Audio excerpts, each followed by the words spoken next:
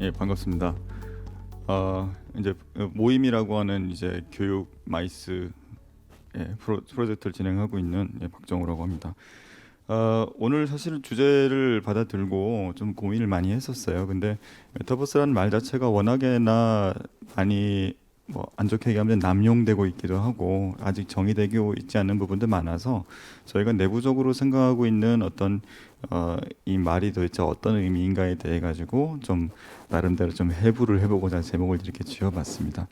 근데 이제 어, 여러 가지 많은 정의들이 있겠지만 저희가 생각하는 하나의 어떤 좀 구체적인 모양이라고 할까요? 예, 메타버스의 미래상에 대해 가지고 저희가 생각하는 말을 좀 전달드리고 그 플랫폼 관점에서 어, 꼭 갖추어야 될 것들 그리고 플랫폼 내부에서 이제 컨텐츠가 어떤 형태로 변화가 되어야 되는가 이런 부분에 대해서 좀 초점을 맞춰서 내용을 전달드리고자 합니다.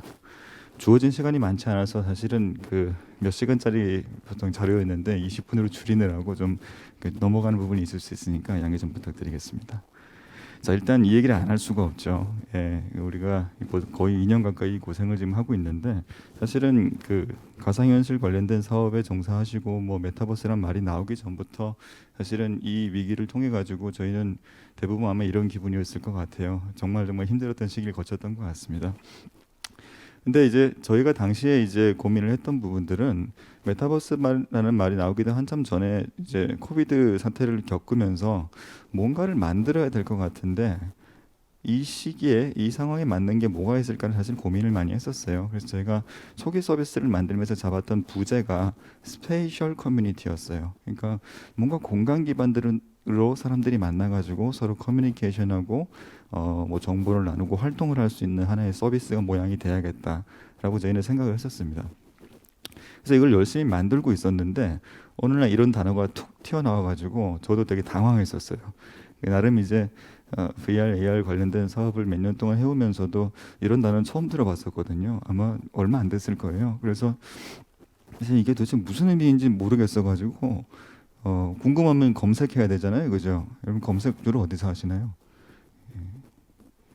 네이버? 예, 예, 구글에서 이제 참고로 저는 네이버 검색 서비스 출신입니다. 네, 아주 네이버 사랑합니다. 네. 근데 이제 구글을 찾은 이유는 이제 영문으로 된 자료들이 훨씬 많을 것 같아서 일단 구글에서 좀 찾아봤어요. 근데 찾자마자 나오는 게 사실 한국 위키피디아에도 정리가 많이 돼 있더라고요. 그래서 모아봤어요. 수많은 메타버스에 대한 정의가 있습니다. 근데 이거 다 읽으라고 지금 띄워놓은 거 아니고요. 보자마자 이런 기분이 들더라고요. 도저히 이건 무슨 말인지도 모르겠고 이해가 안 갔어요. 그래서 며칠을 저걸 보다가 여기서 좀 많이 쓰이고 있는 단어들을 좀 뽑아봤어요. 하이라이트를 좀 해보니까 이렇게 좀 표시가 되더라고요. 여기에 나와 있는 단어들을 뽑아가지고 구조화를 한번 시켜봤습니다. 이렇게 좀 정리가 되더라고요. 그래서 아날로그, 현실, 리얼이라고 하는 키워드가 있고 디지털, 가상, 버추얼이라고 하는 키워드를 나눌 수 있을 것 같고 그 사이에 나를 표현하는 하나의 페르소나로서의 아이디, 캐릭터, 아바타라는 개념이 있고요. 뭔가 액티비티가 있고 이거를 할 수 있는 공간이라고 하는 게 존재하더라고요. 이렇게 좀 구조화를 시키고 보니까 이게 사실 굉장히 낯익은 단어들로 구성이 되어 있는 것 같아요. 그래서 여기서 좀 결론을 내렸던 거는 이걸 조금 단순하게 바꿨을 때 아날로그에서 디지털로 가는 거 방금 교수님도 말씀하셨다시피 결국 이거예요. 디지털 트랜스포메이션이더라고요. 우리가 그냥 하고 있는 거였는데 어떻게 보면은 메타버스라고 하는 어떤 새로운 용어의 새로운 단어 때문에 뭔가 우리가 마치 놓치고 있었던 게 있었던 것 같은 그런 착각을 했던 것 같습니다. 결국 우리는 이리로 가고 있었다고 저희는 생각을 하고요. 두 번째 나와 있는 이전 어떠한 캐릭터로 3D 공간에서 활동을 하는 거 우리 이미 뭐 수십 년 동안 하고 있던 거죠. 게임이죠 사실은. 예. 그런데 메타버스라고 하는 개념 안에서는 적어도 게임은 아니다라고 하는 거에 대해서는 어느 정도 공감대가 있는 것 같아요. 자 그렇다면 게임 같은 어떤 인터넷 서비스 형태가 돼야 되지 않나라는 결론을 내리게 됐습니다. 그래서 이 두 가지 용어를 가지고 저희가 좀 정리를 하자면 그 디지털 트랜스포메이션으로 인해서 현실과 디지털 세계의 중첩이 일어나고 이거를 베이스로 한 3D 공간 기반의 어떤 인터넷 서비스가 돼야 되지 않나라고 저희는 생각을 했습니다. 그래서 저희 내부적으로 이제 구체화시켜서 표현하는 단어는 스페이셜 인터넷이라고 하는 개념을 내부적으로 정리를 좀 하고 있어요. 그래서 그 메타버스라고 하는 단어를 물론 외부에 나가서 커뮤니케이션을 위해서 사용하긴 하지만 내부에서는 적어도 내재적으로는 어떤 공간 기반의 인터넷 서비스에 가까운 형태가 돼야겠다라고 생각을 하고 서비스 개발을 하고 있습니다. 그리고 이렇게 표현을 하면은 의외로 조금 더 머릿속에 그려지는 것 같아요. 물론 이게 이제 메타버스의 여러 유형 중에 하나일 뿐이다라고 얘기할 수도 있겠지만은 현재 플랫폼을 실제로 만들고 있는 입장에서는 적어도 구체적인 어떤 비전, 구체적인 어떤 모양을 제시할 필요는 있거든요. 그런 관점에서 저희는 이렇게 내용을 정리하고 있습니다. 조금 어려운 말이 하나 나왔는데요. 탈물질화라는 단어가 또 요새 해외에서도 많이 사용이 되고 있더라고요. 결국 이제 디지털 트랜스포메이션의 어떤 궁극적인 모양새라고 할 수도 있는데 뭐 경영학적, 경제학적으로 여러 가지 의미가 있겠지만은 결국 탈물질화가 추구하는 것들은 우리 물질 세계에서 원래 자원들을 통해서 이루고자 했던 경험과 어떤 결과들을 물질이 존재하지 않는 디지털 세계에서도 거의 유사하게 동일하게 만들어내는 결과를 얘기하는 거거든요. 그래서 뭐 예를 들어서 이런 오프라인 행사를 메타버스 환경에서 진행하는 것 자체도 탈물질화의 하나의 개념인 거죠. 그러면서 점점 더 그런 자원 차원에서도 훨씬 지구에 기여를 할 수 있는 하나의 개념 중에 하나고요. 그래서 메타버스라고 하는 게 단순히 어떤 신기한 형태의 뭐 새로운 서비스라고 하기보다는 어떻게 보면은 그 탄소 배출 차원에서도 굉장히 유리한 측면들이 있거든요. 그 해외 논문들을 보면은 오프라인 행사를 온라인으로 전환했을 때 그 실제로 탄소 배출이 약 66배까지 줄어든다고 하는 연구 결과들이 나와 있습니다. 그런 관점에서 봤을 때 우리가 이 메타버스로의 전환 혹은 이 단어를 생각을 할 때 이런 탈물질화라고 하는 키워드까지도 같이 염두에 두면서 고민을 해야 되지 않나 그렇게 생각을 합니다. 자, 요거는 이제 제가 정리한 건 아니고요. 그 미국의 유명한 매튜 볼이라고 하는 이제 VC가 있는데 정말 좋은 글들을 많이 올려주시더라고요. 그래서 최근에 공부를 저도 많이 하고 있습니다. 그래서 이분이 정리한 것들을 좀 정리를 하다 보니까 저도 이제 이해가 많이 돼서 공유를 하고자 가지고 왔습니다. 사실 이제 메타버스라고 하는 말이 실제로 워킹하게 하기 위해서 우리가 어떤 단계를 거쳐 가지고 개발이 되어야 되는가, 혹은 어떤 그 산업적인 요소들이 충족이 돼야 되는가에 대해서 정리를 한 표라고 보시면 될 것 같습니다. 기본적으로 사용자 경험의 첫 번째 출발은 하드웨어에서 시작하죠. 그래서 어떠한 기기로 접속을 하게 될 것인가가 이제 시작이 될 거고, 우리가 그 VR 기기뿐만 아니라 이제 최근에 모바일 이나 PC 같은 경우에는 다 똑같이 이제 메타버스에 접속할 수 있는 하드웨어라고 볼 수 있을 것 같습니다. 그 VR이나 AR 같은 디바이스들은 저런 여러 하드웨어 중에 하나일 뿐인 거죠. 물론 좀 더 몰입도가 높은 형태의 하나의 디바이스라고 볼 수 있을 것 같고요. 그리고 이제 네트워크 차원에서도 얘기를 많이 하시더라고요. 근데 이 네트워크 같은 경우에도 지금 뭐 LTE 다음에 5G가 나오긴 했지만은 그 통신사 분들이 계실지 모르겠지만 그 사실은 우리가 아주 만족스러운 정말 5G가 되니까 정말 달라졌어요라고 하는 체감까지 아직 못 느끼는 것 같아요. 그리고 이런 5G라고 하는 것들이 아직까지 그 스마트폰이나 모바일 폰 이외에는 그런 모듈들이 다 들어가 있지도 못하고요.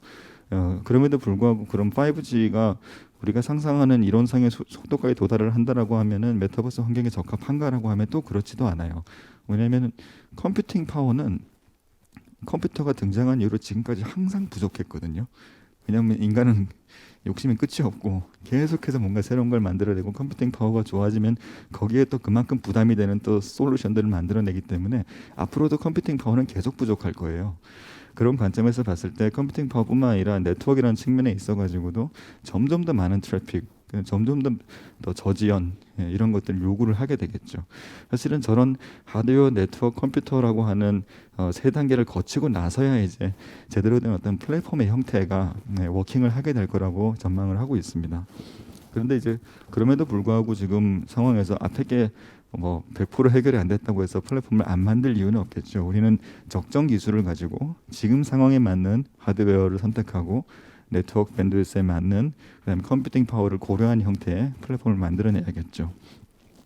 이렇게 플랫폼을 만들어낸다는 것 자체가 플랫폼 안에는 사실은 여러 가지 중요한 요소들이 있겠지만 결국 이제 어떠한 사용자 경험을 줄 것이며 어떻게 이제 크리에이터 이코노미를 만들어낼 것이냐 이런 것들이 좀 핵심이 될 것 같습니다. 그건 뒤에서 좀 더 추가로 설명을 드리고요. 그리고 나서 이제 또 가장 중요하게 이야기하는 것 중에 하나가 프로토콜입니다. 이게 이제 플랫폼들 사이에서 어떻게 서로 통신하고 상호 운용성을 확보할 거냐라는 얘기인데 좀 말이 좀 어렵지만 좀 쉬운 예로 설명을 드리면 그 HTTP라고 하는 우리 프로토콜이 있잖아요. 그러니까 인터넷에서 화면을 전환하고 정보를 전달하는 프로토콜이 있는데 이 HTTP 자체가 아마 하이퍼텍스트 트랜스포트 프로토콜인가 그럴 거예요. 예. 그게 하나의 약속이잖아요.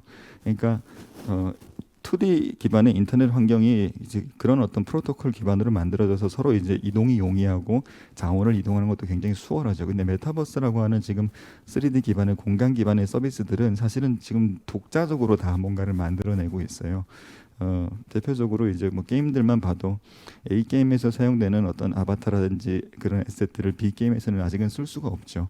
그런 것들이 물론 NFT 같은 형태로 이제 조금씩 움직임들은 있긴 하지만은 아주 굉장히 지엽적이고 기존의 인터넷 평면 인터넷 시대에서 만들어졌던 그런 어떤 통일적인 규약 같은 경우에는 아직까지는 없다고 볼 수가 있습니다.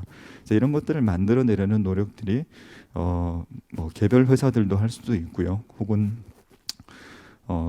페이스북이나 메타로 바뀌었죠. 그런 큰 회사들이나 혹은 뭐 마이크로소프트 같은 회사들이 제시를 할 수도 있을 거고요.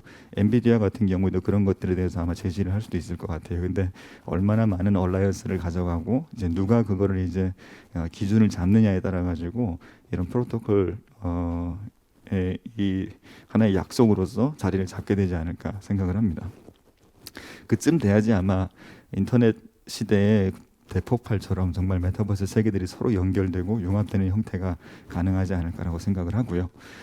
그리고 이제 사실 또 중요한 부분 중에 하나가 이제 결제 관련된 부분이죠. 디지털 커런시가 어떻게 작동을 하게 될 것이며 이 안에서의 디지털 화폐를 기반으로 어떤 식으로 이제 파이낸셜 서비스가 나오게 될지 또 이런 것들의 기반이 되는 이제 뭐 대부분 다 아마 블록체인으로 이 부분들을 고려를 하고 계실 텐데 어떤 식으로 이런 것들이 워킹을 하게 되고 사용자들은 또 돈을 어떻게 벌어가게 될지 이 부분까지도 이제 요 다음 단계에서 고민이 돼야 되고 결국은 이제 어느 정도 이제 플랫폼의 형태와 이런 어떤 기반 구조가 갖춰지고 나면 결국 이제 컨텐츠 싸움이라고 보거든요.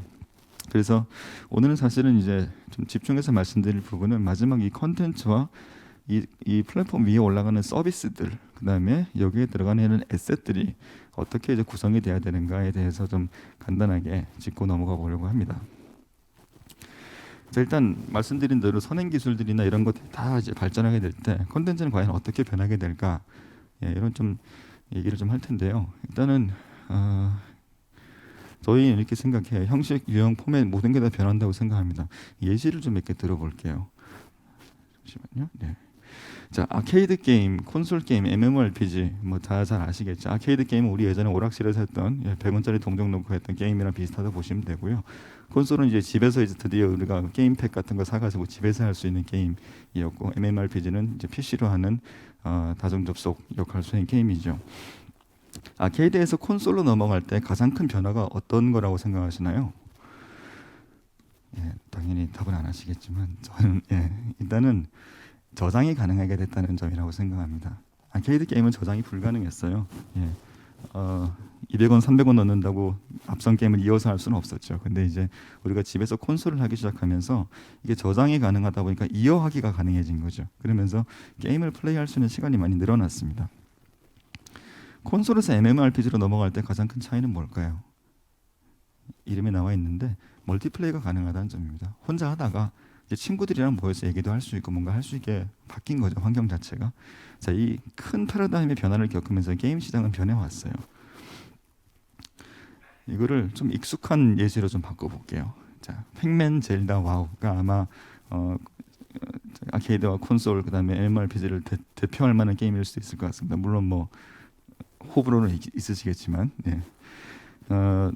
팩맨 같은 경우에는 한 사람이 처음에 플레이를 해가지고 평균 플레이 시간이 약 50분 정도입니다. 50분 정도 플레이를 하면은 보통 이제 뭐 끝판을 깨거나 이제 끝난다고 합니다. 젤다 같은 경우에는 8시간 정도 플레이를 했다고 합니다. 네. 근데 와우는 어떨까요? 와우는 30시간 정도 플레이를 하는데 이게 주당입니다. 주당 30시간 플레이를 합니다. 자, 이 의미는 뭐냐면은 기본적으로 이제 플랫폼 어떤 환경의 변화에 따라 가지고 컨텐츠의 유형이 바뀌게 되고 컨텐츠를 소비하는 형태까지 바뀌게 되고 컨텐츠를 소비하는 시간이 이제 굉장히 극단적으로 늘어날 수 있는 그런 이제 기반이 된다는 거죠. 그래서 사실은 전통적인 컨텐츠 비즈니스는 지금 게임으로 예시를 들었지만은 메타버스 환경에서 봤을 때는 콘솔에서 이제 MMORPG로 넘어가는 단계라고 사실 생각해요. 예. 기존의 어떤 인터넷 서비스들도 물론 커뮤니티도 있고 뭐라는 것들이 있었지만은 이제 그런 정도의 어떤 그 대대적인 어떤 변화의 흐름에 저희가 초입에 있다고 생각을 하고 있습니다. 예. 예시를 몇 가지 좀 더 들어드릴게요. 사실은 그 1954년부터 62년도까지 550만 대의 라디오 우리 생각하는 옛날 라디오입니다. 라디오가 팔렸다고 해요. 그리고 1963년도 한 해에만 이제 500만 대가 더 팔려가지고 1000만 대의 라디오가 보급됐다고 합니다. 이때가 이제 어떻게 보면은 그 원격에서 뭔가 어떤 음악을 들을 수 있는 시대가 열린 거죠, 사실은. 예. 그래서 대부분의 63년도에 샀던 제품들은 크리스마스 선물로 이제 사람들이 선물했다고 합니다. 예. 그래서 근데 이제 1963년도 12월 26일 날 발매된 음반이 하나 있어요. 이게 일주일이 지나서 이제 빌보드 1위를 하게 됐는데 이렇게 빠른 속도로 1위를 했던 적이 없다고 하거든요. 이 앨범이 뭔지 혹시 아세요? 예. 비틀즈입니다. 어떻게 보면 비틀즈의 I Want You Hold Your Hand라는 노래는 뭐 지금 워낙 유명한 노래긴 하지만은 저 당시 때 새로 나왔던 라디오라고 하는 플랫폼에 올라갔던 하나의 킬러 콘텐츠였던 거죠. 킬러 앱이었던 거죠. 예. 굉장히 강력한 어떤 혜택을 입었다고 할까요? 플랫폼의 혜택을 입었다고 할까요? 이거하고 굉장히 유사한 현상이 최근에 또 발생했죠. 예. 2020년 10월 달에 있었고요. 약 3천만 명의 유저가 아까 정확한 숫자는 교수님이 말씀해 주셨었는데 너무 좀 스포를 해버리셔가지고 네, 2억 명 유튜브가 됐고 마찬가지로 일주일 후에 빌보드 1위를 했고요. 2018년도 나왔던 트랙들을 다시 빌보드로 소환시키는 결과를 만들었죠. 트래비스 스캇의 공연입니다. 근데 이제 더 충격적인 거는 사실은 이 공연 자체가 여러 번 반복되지 않았다는 거예요. 이 공연은 단 9분 동안 진행이 됐습니다. 9분 동안에 3천만 명의 사용자들한테 엄청난 임팩트를 줬다는 거죠. 예.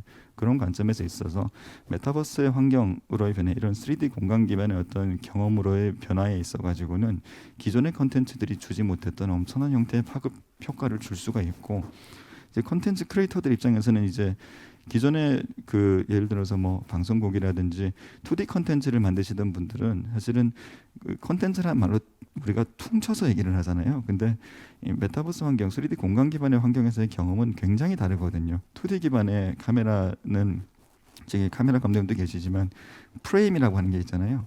감독들이 원하는 형태의 그림을 보여줄 수가 있어요. 예, 그렇지만 이 3D 공간은 다르죠, 사실은. 우리가 원하는 형태로만 사실 끌어가기가 힘들죠. 그러면은 아주 그 스토리가 정해져 있는 게임하고 다를 바가 없으니까요. 근데 메타버스라고 하는 어떤 자유도가 높은 환경에서는 그런 형태의 스토리텔링은 굉장히 힘들다라고 볼 수가 있죠. 그래서 그 컨텐츠 제작자들이 굉장히 좀 인식을 좀 많이 바꿔야 되고, 어떻게 보면 뭐 게임 엔진이라든지 3D 환경에서의 어떤 경험을 줄지에 대해 가지고 굉장히 근본적인 사실 고민을 해야 될 시기라고 생각을 합니다. 서비스 부분을 좀 간단하게 말씀드릴게요. 이거는 뭐 그냥 막 써봤어요. 지금 메타버스 안에서 어떤 게 될까? 예, 근데 다 되겠더라고요. 뭐 물론 뭐 다 된다라고 하는 게 만병통치약은 아니겠지만, 뭐 피트니스, 마인드풀니스 같은 경우에 뭐 캄 같은 서비스들 있잖아요. 우리 미국에 잘 되고 있는 서비스들, 그 친구들은 지금 이제 모바일 앱이라는 형태에 최적화돼 가지고 사람들의 정신 건강을 돕고 있을 텐데, 그런 형태의 서비스들이 메타버스로 만약에 발전이 된다라고 하면 메타버스 안에서는 우리가 뭐 360도 영상을 틀어줄 수도 있고, 혹은 게임 엔진 기반으로 정말 무슨 뭐 젤다의 전설 같은 정말 아름다운 자연 환경에 앉아가지고 쉴 수도 있고요. 그 환경에 원격에서 의사 선생님이 들어와가지고 상담을 진행하면서도 거기서 릴렉스를 할 수도 있고, 혹은 말 그대로 그 테라피 세션을 열 수도 있죠. 뭐 미국 영화 보면 나오지 한 대여섯 명 모여가지고 저는 이랬고요, 저랬고요 이런 얘기들도 원격에서 다 할 수가 있게 되는 거죠. 사실은 그런 형태는 아주 일차원적으로 당장이라도 뭐 생각해 볼 수 있는 서비스 형태인 것 같습니다. 그 말고도 뭐 극장, 뭐 콘서트 이런 거 얼마든지 나올 수 있고, 콘서트는 이미 뭐 트래비스 스캇 같은 공연들이 나왔으니까요. 그리고 뭐 어떤 전시에 대한 것들, 최근에 NFT하고 굉장히 붙어서 핫하죠, 그죠? 갤러리 같은 경우에도 많이 진행을 하고 있고, 그리고 뭐 헬스케어라든지 마이스 컨퍼런스, 에듀케이션 뭐 이런 부분들 대부분 다 이제 메타버스라고 하는 키워드에 의해 가지고 어느 정도씩 계속 이제 트랜지션이 되고 있고 트랜스포메이션이 되고 있는 영역이라고 생각을 합니다. 그리고 마지막에 있는 그 파이낸셜 부분도 사실은 굉장히 파괴적으로 지금 변화가 일어나지 않을까라는 생각을 해요. 그러니까 블록체인이나 NFT 같은 경우에 NFT가 나오기 전에 블록체인은 굉장히 반은 진짜 반은 가짜 뭐 이런 좀 두려움들도 있었고 사실 있었었죠. 그런 어떤 부정적인 이미지도 있었었는데, 그 이게 NFT가 되면서 어떻게 보면 희소성이 부여가 되면서 자산으로서의 가치가 인정이 되기 시작하고, 그러면서 이게 그 디지털 에셋 자체가 자산으로서의 가치를 인정받기 시작하면서 결국에는 그 안에서 경제 시스템이 나오게 되면서, 그때는 현실 세계에 있는 굉장히 많은 파이낸셜 서비스들이 그대로 또 이직이 될 거거든요. 예, 뭐 대부업도 나올 수도 있고, 그렇죠. 뭐 제2금융권도 나올 수 있고, 정말 다양한 형태로 여기 안에서도 파이낸셜 서비스들이 만들어지게 될 거라고 생각을 합니다. 그리고 결국 거기서 얻게 되는 어떤 재화라든지 뭐 코인이나 토큰 같은 것들이 결국에는 현금 형태로 이제 환전이 되거나, 혹은 현금으로 환전이 되지 않더라도 내 생활에 직접적으로 도움이 될 수 있는 재화를 구입하거나 어떤 용역 대가로 지불할 수만 있다라고 하면 그 자체가 사실은 화폐로서의 가치를 가진다고 생각하거든요. 그래서 최근에 규제를 보면은 뭐 플레이 투 언이 금지가 되고 뭐 게임이다 사행성이다 얘기들이 많긴 한데, 궁극적으로 그런 트렌드 자체는 규제로 막긴 힘들지 않을까라는 생각을 합니다. 너무나 많은 사람들이 이 세계 안에서 시간을 보내고 노동력을 투입하고 거기서 어떤 대가를 얻어갈 수 있는 구조가 된다라고 하면, 이 자체를 그 어떤 게임과 같은 형태로 굳이 규정지어서 묶어놓을 필요는 없다고 생각하거든요. 이게 사회 경제적으로도 굉장히 큰 파급 효과를 줄 수가 있고, 그게 단순히 그냥 사람들이 그 PC 많이 하고 게임 많이 하고 뭐 컴퓨터 많이 하면 안 돼라고 부모님들이 얘기하시는데, 그 안에서 더 많은 생산적인 활동을 할 수 있고, 실제로 그 안에서 더 소셜하게 활동을 할 수 있고, 더 많은 돈을 벌 수 있고, 그와 동시에 지구의 탄소 배출 저감에 기여할 수 있다라고 하면 사실 그렇게 부정적인 얘기는 아닌 것 같아요. 그래서 그 메타버스가 되면 나중에는 매트릭스처럼 뒤에다 뭐 침 꽂고 있는 거 아니냐 그런 얘기도 하는데, 여러 가지 가능성이 있겠죠. 근데 저는 이거에 대해 가지고는 그렇게 디스토피아적으로 생각하지는 않습니다. 인류가 그렇게까지 사실은 우매한 종족은 아니라고 생각하기 때문에 그런 어떤 장치들과 안전 장치들은 충분히 만들어질 거라고 생각합니다. 말이 좀 길었네요.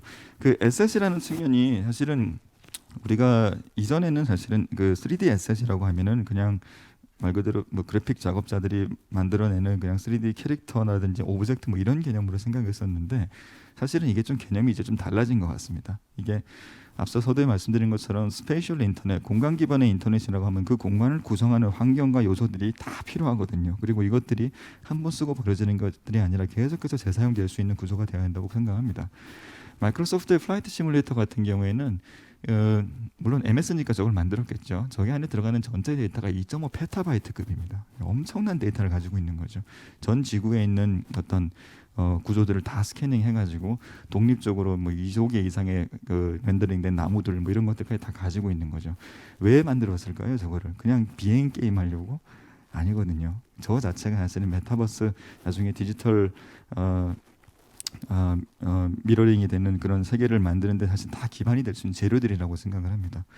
에픽 게임즈 같은 경우에도 여러 가지를 하고 있지만은 지금 아트스테이션처럼 이제 디지털 에셋이 거래되는 거래소를 사실은 샀고요. 그다음에 퀵셀처럼 수 킬로미터에 있는 어떤 지역들을 완전히 현실 수준으로 스캐닝할 수 있는 그런 기술을 가진 회사도 샀습니다. 그리고 큐빅 모션이나 3레터럴 같은 회사를 사가지고 메타버스 휴먼 크리에이터를 또 얼마 전에 출시를 했죠.